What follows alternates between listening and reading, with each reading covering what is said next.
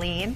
In total money, Thanksgiving is exactly 2 weeks away. And with grocery prices still high, many families might be wondering how they can prepare a meal without breaking the bank. Almost always, right? Jen Burke from the Maine Credit Union League is here with some Thanksgiving savings tips that can spare you from gobbling up your budget.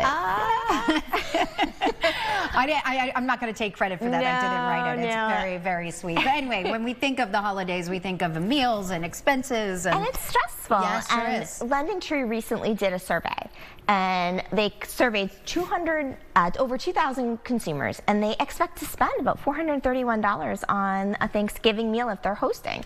And a third of those respondents said that's going to cause them financial strain. Now, that doesn't mean everybody's going to spend $431, but it goes to show that if you're feeding over 4 people at your dinner table in 2 weeks, it is costly.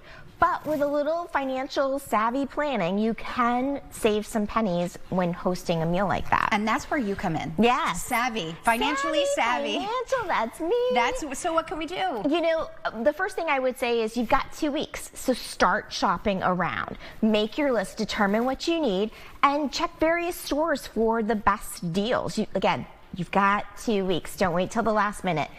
Look at your cupboards. See what you already have. You don't want to go out and buy spices and other items that you have just sitting there. So look at your cupboards first.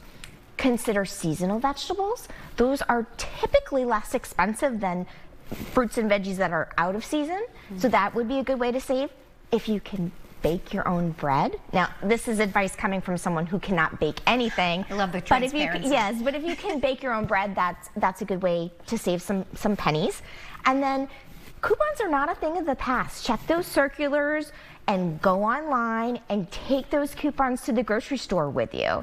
And then skip the decorations. It's a complete waste of money. If you have decorations from last season, repurpose them, but no one's going to remember your meal because of what you had on the table for decorations.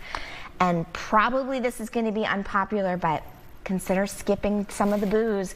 Beer and wine prices are up. So you may want to consider an alternative beverage if you're hosting.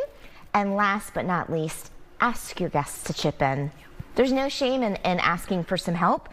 Helps you out in the kitchen too, and it helps your wallet. You can also ask them to bring the booze if they would like to. That's your takeaway. These are the things I've learned from you. See, now I'm financially savvy as well. So if you're going to Megan's house for Thanksgiving, bring the booze. You know what I want. You know what my meal will be. Oh, Jen, we appreciate you coming on the show as usual. We appreciate it. Thank you. Yeah, we'll see you next week. Okay. And now here's a look at what else is coming up today on Channel 8.